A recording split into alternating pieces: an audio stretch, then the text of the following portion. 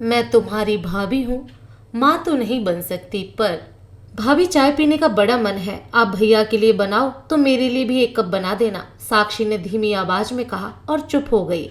वंदना ने सुन लिया और कहा, साक्षी अभी तुम्हारे भैया को आने में समय लगेगा। इतना ट्रैफिक जो रहता है, आधा घंटे की कहते हैं तो आने में 1 घंटा लग ही जाता है। मैं तुम्हारे लिए चाय बना देती हूँ।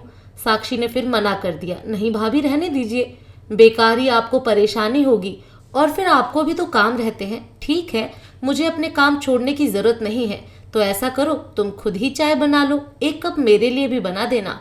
मैं लैपटॉप पर अपना काम खत्म करके आती हूँ, फिर ननद भाभी साथ में मिलकर चाय पियेंगे। थोड़ी देर बाद साक्षी चाय बनाकर ले आती है और खामोशी से पीने लगती है। उसका उतरा चेहरा देखकर वंदना से रहा नहीं जाता है। साक्षी, ये घर तुम्हारा भी है, इतनी डरी डरी क्यों रहती हो? तुम्हें जब मन हो चाय बनाकर पी लो, कुछ भी खा लो, मुझसे पूछने की जरूरत नहीं है। तुम जैसे अपनी मम्मी के घर में रहती थी, वैसे ही हक से यहाँ भी तुम्हें रहना है। हम गुजरा वक्त बदल तो नहीं सकते हैं, पर आने वाले वक्त को साथ में रहकर मिलकर अच्छा बना सकते हैं। अपनी भाभी का प्यार भरा स्पर्श पाकर साक्षी में जैसे जान आ गई। अभी कुछ महीनों पहले की बात है, उसके इन्हीं हाथों में मेहंदी सज रही थी और वो नवल की दुल्हन बनने की तैयारी कर रही थी। घर की लाडली बेटी साक्षी भी अपनी शादी के लिए बहुत खुश थी।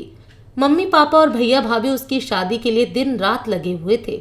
नियत समय पर बारात आई और साक्षी ने नवल के साथ फेरे ले लिए। सब बहुत अच्छे से हो गया, पर विदाई के समय माहौल गमगीन हो गया।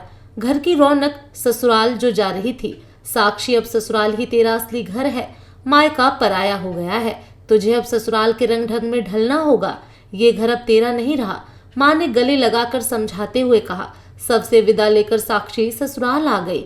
ससुराल में सब लोग बहुत ही अच्छे थे। नवल तो साक्षी को पत्नी रूप में पाकर बहुत ही खुश था। दोनों हनीमून के लिए पहाड़ों में चले गए और वहीं अचानक से नवल खाई में गिर गया और मौत के मुंह में समा गया।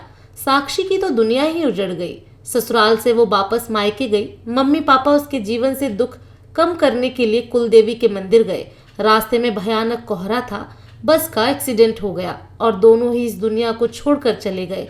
साक्षी को बहुत बड़ा सदमा लगा। उसे लग रहा था कि पति के जाने के बाद कम से कम माँ के हाथ तो सहारा मिल जाएगा।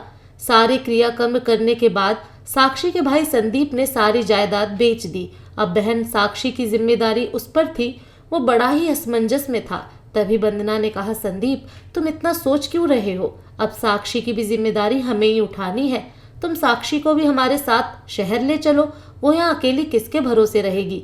उसे हम इस तरह गांव में अकेला नहीं छोड़ सकते हैं। वंदना, तुमने तो मेरे मन की बात कह दी है। दोनों पति पत्नी साक्षी को अपने साथ शहर में ले आए। वंदना और संदीप दोनों शहर में रहते थे।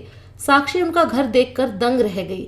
दूसरा, उसे हिचकिचाहट भी थी। वो अपनी भाभी के साथ कभी ज्यादा रही भी नहीं थी और सबके मुंह से यही सुनती आई थी कि माँ से ही मायका होता है। इसलिए वो भाभी के घर में डर डर कर रहने लगी थी। उसे गांव में रहने की आदत थी और वो समझ नहीं पा रही थी कि इस तरह शहर में कैसे रहे। कुछ दिनों बाद संदीप कॉलेज का फॉर्म लेकर आया। अब तुझे आगे की पढ़ाई करनी है और अपना भविष्य भी बनाना है। साक्षी भी सब पिछला भूलकर अपनी पढ़ाई में लग गई और कुछ सालों में अपनी पढ़ाई पूरी करके अपने पैरों पर खड़ी हो गई। शहर में रहकर वो वहां के रहने के ढंग भी सीख गई। अब वंदना और संदीप उसकी शादी कराना चाहते थे ताकि उसका भविष्य सुधर सके। उन्होंने लड़का देखना शुरू कर दिया और मनोज ने साक्षी को पसंद कर लिया, पर शादी से पहले उन्होंने लड़के वालों को साक्षी का बीता हुआ कल बता दिया। मनोज ने साक्षी को पसंद कर लिया था और वो उसे चाहने लगा था। आखिरकार फिर से घर में शहनाई बजी और साक्षी की शादी हो गई।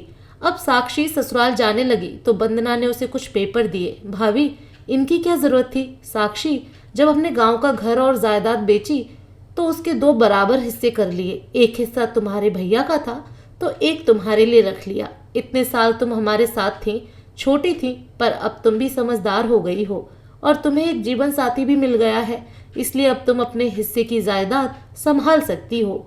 साक्षी, वो तुम्हारी माँ का घर था, तुम उसमें बराबर की हिस्सेदार थी। मैं तुम्हारी भाभी हूँ, माँ तो नहीं बन सकती, पर माँ जैसा प्यार देने की कोशिश जरूर करूंगी। तुम मेरे लिए पराई नहीं हुई हो। आज भी ये घर तुम्हारा है, तुम जब चाहे यहाँ आ सकती हो। साक्षी अपनी भाभी के गले लग गई। मैं बड़ी नसीब वाली हूँ जो मुझे आप जैसी भाभी और भाई मिले।